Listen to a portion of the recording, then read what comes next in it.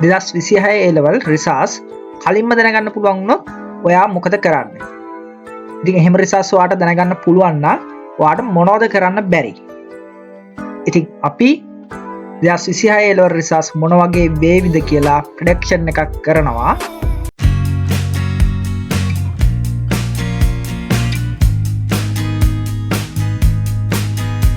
මේ ස්ලයිඩ් එකෙන් අපි කතා කරන්නේ 2025-24 අවුරුද්දේ බයෝ ස්ට්‍රීම් එකෙන් ලියපු ළමයින්ගේ AA දිස්ත්‍රික් වලින් ලියපු ළමයි ප්‍රමාණය සහ පාස් වෙච්ච ප්‍රමාණය. ඉතින් මෙන්න මේකෙන් පෙන්වන්නේ 2024 අවුරුද්දේ, මේකෙන් පෙන්වන්නේ 2025 අවුරුද්දේ. ඉතින් 2024 කොළඹ දිස්ත්‍රික්කයේ මම highlight කරලා තියෙන කොළ පාටින් සහ කහ පාටින් ගාල්ල දිස්ත්‍රික්කයේ. කොළඹ දිස්ත්‍රික්කයේ 5021ක් ළමයි ලියලා තියෙනවා 2024 අවුරුද්දේ. ඒකෙන් පාස් වෙලා තියෙනවා 3319ක්. ඉතින් මේ eligibility for universities entrance කියන්නේ කැම්පස් සිලෙක්ට් වෙච්ච ප්‍රමාණය නෙමෙයි. සබ්ජෙක්ට් 3 ඇතුළුව සම්පූර්ණ පාස් වෙච්ච ටෝටල් එක. ඉතින් ඒක තමයි මේ කොලම් එකෙන් පෙන්වන්නේ. ඒක 66.1.0. ඊළඟ 2025 අවුරුද්දට ගියොත් කොළඹ වලින් 5304ක් ලියලා තියෙනවා. ඒ කියන්නේ මේ ගිය අවුරුද්දේ එතනින් 3390ක් පාස් වෙලා තියෙනවා 63.91යි percentage එකක් විදියට. ඉතින් මේක සංසන්දනයක් විදියට බැලුවොත් ගිය අවුරුද්දේ 66ක් පාස් වෙලා තියෙනවා. මේ අවුරුද්දේ 63කට ඒක ගිහිල්ලා තියෙනවා. ඉතින් ආසන්නව 3ක් අඩු වෙලා තියෙනවා. ගාල්ලේ 2988ක් ලියලා තියෙනවා 1850ක් පාස් වෙලා තියෙනවා 61.91යි. 2025 3257ක් වාඩි වෙලා තියෙනවා 2041ක් පාස් වෙලා තියෙනවා 62.67යි.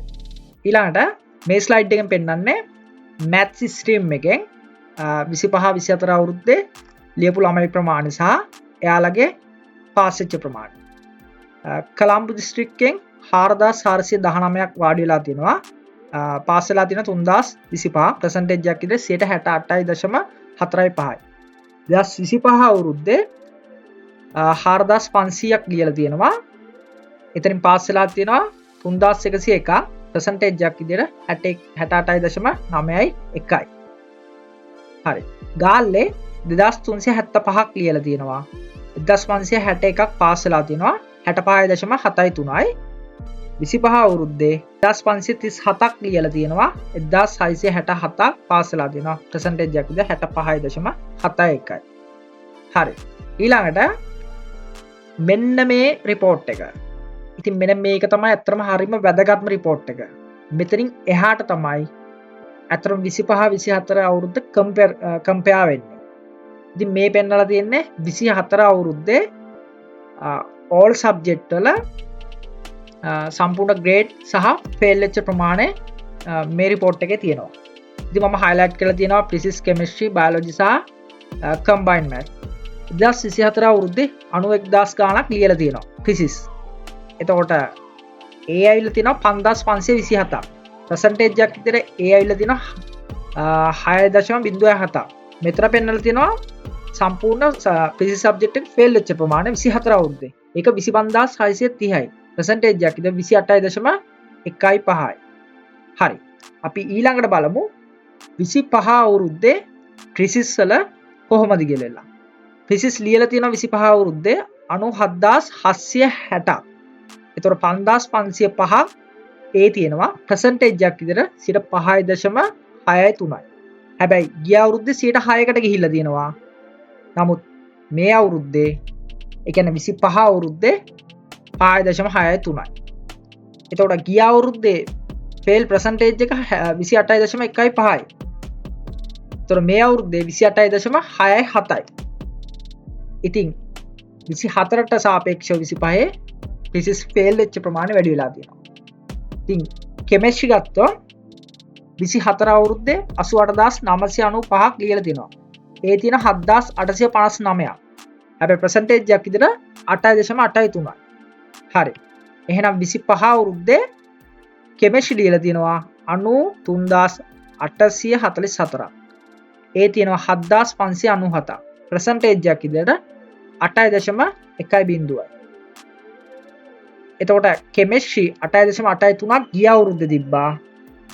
25 අවුරුද්දේ 8.1 ඒක යම්කිසි ප්‍රමාණයක් අඩු වෙලා තියෙනවා. ෆේල් ප්‍රමාණය කෙමිස්ට්‍රි සබ්ජෙක්ට් 24 අවුරුද්දේ 27.02යි ප්‍රසන්ටේජ් එකක් විදියට. හැබැයි 28 අවුරුද්දේ කෙමිස්ට්‍රි ෆේල් වෙලා තියෙන සබ්ජෙක්ට් එකක් විදියට 28.19ක්. ඉතින් ඒක ෆේල් වෙච්ච ප්‍රමාණය 24ට සාපේක්ෂව 25 වැඩි වෙලා තියෙනවා. ඉතින් බයොලොජි ගත්තොත් බයොලොජිත් 5302ක් ලියලා තියෙනවා 24. ඒ තියෙනවා 2819ක්. ප්‍රසන්ටේජ් එකක් විදියට 5.28යි. හරි. එහෙනම් 25 56969ක් ලියලා තියෙනවා. ඒ තියෙනවා 3211. ප්‍රසන්ටේජ් එකක් විදියට 5.64යි. බයොලොජි 24 අවුරුද්දේ ෆේල් වෙලා තියෙනවා 29.65ක්. හැබැයි 25 අවුරුද්දේ බයොලොජි ෆේල් වෙලා තියෙනවා 30.23ක්. එහෙනම් ගිය අවුරුද්දට සාපේක්ෂව 25 අවුරුද්දේ බයොලොජි ෆේල් ප්‍රමාණය වැඩි වෙලා තියෙනවා. ඒ වගේම කම්බයින් ගත්තොත් කම්බයින් උත් ගිය අවුරුද්දේ 28.45ක්. ඒ කියන්නේ 24 අවුරුද්දේ ෆේල් වෙලා තියෙනවා. 25 අවුරුද්දේ 30.57කට එක වර්ධනය වෙලා තියෙනවා. එතකොට මෙන්න මේ කොලම් එක බැලුවොත් දරුවෝ 24 අවුරුද්දට සාපේක්ෂව 25 වැඩි වෙලා තියෙනවා. එහෙනම් සබ්ජෙක්ට් එකක් විදියට ෆේල් වෙච්ච ප්‍රමාණය වැඩි වෙලා තියෙනවා. ඉතින් ඒ ගත්ත ප්‍රමාණය බැලුවොත් ඒකත් 24 අවුරුද්දට සාපේක්ෂව මේ අවුරුද්දේ 25 අවුරුද්දේ අඩුවීමක් පෙන්නුම් කරනවා.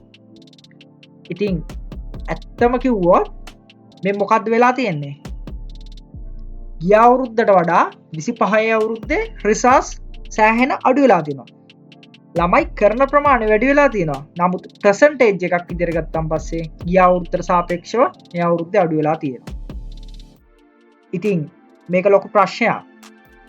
සාමාන්‍යයෙන් වෙන්න ඕනේ අවුරුද්දෙන් අවුරුද්දට යම්කිසි ඩෙවලොප්මන්ට් එකක්නේ අපි කරන ඕනම දෙයක.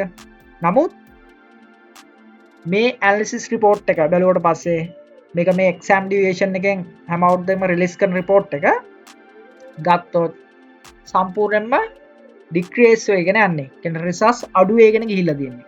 ඉතින් මේක 2019 ඉඳන් බැලුවොත් ඕක ගොඩාක් දුරට සමානයි. කියන්නේ අඩු වෙවි යන්නේ. ඒකට හේතුව දැන් 2019 කොවිඩ් පීරියඩ් එකත් එක්ක ඔන්ලයින් වලට ට්‍රාන්ස්ෆර් වුණා. හැබැයි ඒකත් එක්ක ටෙක්නොලොජි එක සෑහෙන වැඩි. හැබැයි ළමයින්ගේ නොලෙජ් එක ළමයි පාස් වෙන ප්‍රමාණය ළමයි සබ්ජෙක්ට් එකේ වැඩ කරන ප්‍රමාණය එන්න අඩු වෙලා තියෙනවා. ඉතින් මේ රිපෝට් වලින් පෙන්වන්න ඕන ඔය දේ. නමුත් අපි දකිනවා රිසර්ච් අවුට් වුණාට පස්සේ සෑහෙන ඒ 5000 ගණන් කියන ඒ 6000 ගණන් කියනවා සෑහෙන මේ ඒ ප්‍රමාණයක් ඒ සබ්ජෙක්ට් වල රිලීස් කරනවා. හැබැයි ඇත්තම කතාව අවුරුද්දකට ඒ තියෙන්නේ සබ්ජෙක්ට් එකකට 5000කට කිට්ටු ප්‍රමාණයක් තියෙන්නේ. ඉතින් මේක තමයි ඇත්ත තත්ත්වය. ඉතින් මමත් කෙමිස්ට්‍රි උගන්වන මේ ගුරුවරයෙක් විදියට මේක හරි ඛේදනීය තත්ත්වයක්. ඒකට හේතුව 2019 ඉඳන් බැලුවම පස්සේ ළමයින්ගේ රිසර්ච් එන්න ඩවුන් වෙනවා. හරි. දැන් එතකොට මෙතන වැදගත්ම ප්‍රෙඩික්ෂන් එකක් තියෙනවා. අපි මෙන්න මේ වගේ ඒ කවුන්ට් එක මොකද ඇත්තටම අපිට මෙතන වැදගත් ඒ කවුන්ට් එකනේ. කියන්නේ වැදගත් කියන්නේ අපි ඕනම කෙනෙක් බලාපොරොත්තු වෙන්නේ හැම ළමයෙක්ගෙම. ඒතර මේක 5%, 8%, 4%, 3%, 5%, 7% ඕන එක කියන්නේ 10%ට අඩු ගණන් වලින් තමයි තියෙන්නේ මේ 25 අවුරුද්ද. එතකොට 24 අවුරුද්ද ගත්තොත් ඒක ඊට වැඩිද? නෑ. ඒ ප්‍රමාණයටම ආසන්නව සමානයි. ඊට වඩා පොඩ්ඩක් අඩු වැඩි වෙනවා. එහෙනම් මෙතනින් මම කියන්න හදන කී ෆැක්ටර් එක මොකද්ද? ඒ කියන්නේ දරුවෝ හැම අවුරුද්දකම රිසර්ච් කොහොම වුණා කොච්චර ළමයි ලිව්වත් ඒ යන ප්‍රමාණය ගිය අවුරුද්දට වඩා ගිය අවුරුද්දත් එක්ක බලුවම පස්සේ ආසන්නව සමානයි. ආසන්නව අඩු වැඩිවීමක් තියෙනවා. හැබැයි ඒක ගිය අවුරුද්දේ ප්‍රමාණය ගත්තන් පස්සේ මේ අවුරුද්දේ ගොඩක් දුරට සමානයි. එතකොට මේ 24යි 25 අවුරුද්දේ මේ ඒ සම්බන්ධයෙන් ගැන කතා කරොත් බලන්න මේ ප්‍රසන්ටේජ් 24යි 25යි ගත්තොත් ආසන්නව සමානයි නේද? ආසන්නව සමානයි කියන්නේ ඔක්කොම 10%ට අඩුවෙන් තියෙන්නේ. එහෙනම් අපිට 26 රිසර්ච් මොන වගේ වේවිද කියලා යම් අදහසක් මේකෙන් ගන්න පුළුවන්. මේක ස්ටැටික් ඇනලිසිස් එකක්. හොඳට මතක තියාගන්න දරුවෝ 2019 ඉඳන් මම කලිනුත් කතා කරා අපිට අපේ මේ ජෙනරේෂන් එක කියන්නේ Z එක කියන එකේ සෑහෙන ටෙක්නොලොජි එකෙන් ලොකු ඩෙවලොප්මන්ට් එකක් 2019 පස්සේ ආවා. ඉතින් ඕක හරි විදියට පාවිච්චි කරනවද? ඉතින් හැමදේම දිනු වෙලා තියෙනවා. නමුත් ළමයින්ගේ රිසර්ච් එන්න අඩු වෙලා තියෙනවා. ඉතින් මම මේ සයන්ස් ස්ට්‍රීම් එකට අදාළව විතරයි ඩිස්කස් කරේ. ඉතින් අනිත් ඒවාගෙත් ඔය විදිහටම බැලුවා. ඕකේ පොඩි එහා මෙහා වීමක් විතරයි තියෙන්නේ. නමුත් සිද්ධිය සම්පූර්ණයෙන්ම සමානයි. ඉතින් 26 අවුරුදු දේලවල ලියන ඔයා මේ වීඩියෝ එක බලනවා නම් ඔයාම පොඩ්ඩක් කල්පනා කරලා බලන්න අවංකව. ඔයා කොච්චර ක්ලාසස් වලට යනවද? එක සබ්ජෙක්ට් එකකට කොච්චර ක්ලාසස් යනවද? රිවිෂන් යනවා, තියරි පන්ති යනවා, ඊට පස්සේ පේපර් ක්ලාස් යනවා, තව අමතරව ඉන්ඩිවිජුවල් ගෲප් ක්ලාසස් වලටත් යනවා ඇති. ඉතින් කොච්චර ක්ලාසස් වලට ගියත් දරුවෝ පේනව නේද මේ රිපෝට් එකට අනුව හැම අවුරුද්දකම ගොඩක් දුරට සේම් ඩෙවලොප්මන්ට් එකක් හරියට නෑ. අද රිසර්ච් අඩුයි. එහෙනම් කොච්චර ක්ලාසස් ගියත් හරියන්නේ නැත් තමන් වැඩ නොකර. ඉතින් මම මේකට පුංචි එක්සාම්පල් එකක් කියන්නම්. ක්ලාස් වෙන දරුවෙක් කියන්නේ මම පර්සනලි අඳුරනවා ඒ දරුවෝ හොඳට වැඩ කරන දරුවෙක්. හරිද? මේ ළමයා නිතරම වැඩ. හරිද? ඉතින් මම මේ ළමගෙන් ඇහුවා නිකමට දරුවෝ මේ ඔයා හොඳට වැඩ කරනවා. නමුත් ඔච්චරටම මහන්සි වෙන්නේ මොකද කියලා. මොකද මේ ළමයා ඉන්ටර්වල් එක වෙලාවෙත් මොකක් හරි එකක් අරගෙන මේ පාඩමක් කරගන්න එකක් ඒ වගේ දෙයක් තමයි කරන්නේ මම දැකලා තියෙනවා. ඉතින් මේ ළමයා මට දීපු ආන්සර් එක තමයි සර් මට ඒතුමක් ගන්න එක විතරක් නෙමෙයි මට රෙකෝඩ් එකක් එක්ක Z එකක් තියෙන්න ඕනේ. Z ස්කෝර් එකක් තියෙන්න ඕනේ කියලා. ඉතින් මම කල්පනා කරේ ඇත්තරම 2026 A-level ලියන ළමයින්ගේ මැක්සිමම් ටාගට් එක තියෙන්නේ ඒ තුනක් වගේ තමයි. කියන්නේ කොමෙඩිසින් ඉංජිනේරින් යන්න. නමුත් හොඳට මතක තියාගන්න දරුවෝ අර දැන් මං කිව්වාගේ ළමයි ඉන්නවා බහුතරයක්. හරිද? කියන්නේ ඒ වගේ ළමයි එක්ක තමයි ඔයාලා එක්සෑම් ලියන්න යන්නේ. ඒ ළමයි ඒ තුනක් විතරක් බලාපොරොත්තු වෙන්නේ නෙමෙයි එක්සෑම් එකට එන්නේ. ඒ ළමයි එන්නේ ඊට එහා දෙයක් අරගන්න බලාගෙන. ඉතින් ඒ වගේ ළමයි එක්ක තමයි දැන් මේ වීඩියෝ එක බලන ඔයාලා එක්සෑම් ලියන්න යන්නේ. ඉතින් ඔයාලා ඒ ආසන්නයටවත් අඩුම වැඩ කරලා තියෙන්න ඕනේ ඒ තුනකට යන්න. හරිද? ඉන්ජිනියරින් මෙඩිසින් යන්න. ඒකට එකඟ ඔයා අහලා බලන්න.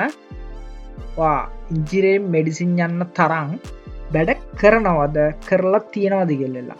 ඉතින් මේ වෙද්දිත් කවුරු හරි ළමෙක් ඉන්නවනම් වැඩ කරලා නැහැ සහ කරගන්න තේරෙන්නේ නැහැ මේ සම්බන්ධයෙන් මොකද කරන්න ඕනේ කියන එක ගැන ඉස්සරහට අදහසක් නැත්තම් මම වීඩියෝ එකක් දාලා තියෙනවා දවස් 85කින් කොහොමද CA එකට ගිහිල්ලා එතනින් එහාට අපේ ග්‍රේඩ් එක ඩෙවලොප් කරගන්න කියලා. ඉතින් මම ඒ වීඩියෝ එකේ ලින්ක් එකක් ඩිස්ක්‍රිප්ෂන් එකේ දාලා තියන්නම්.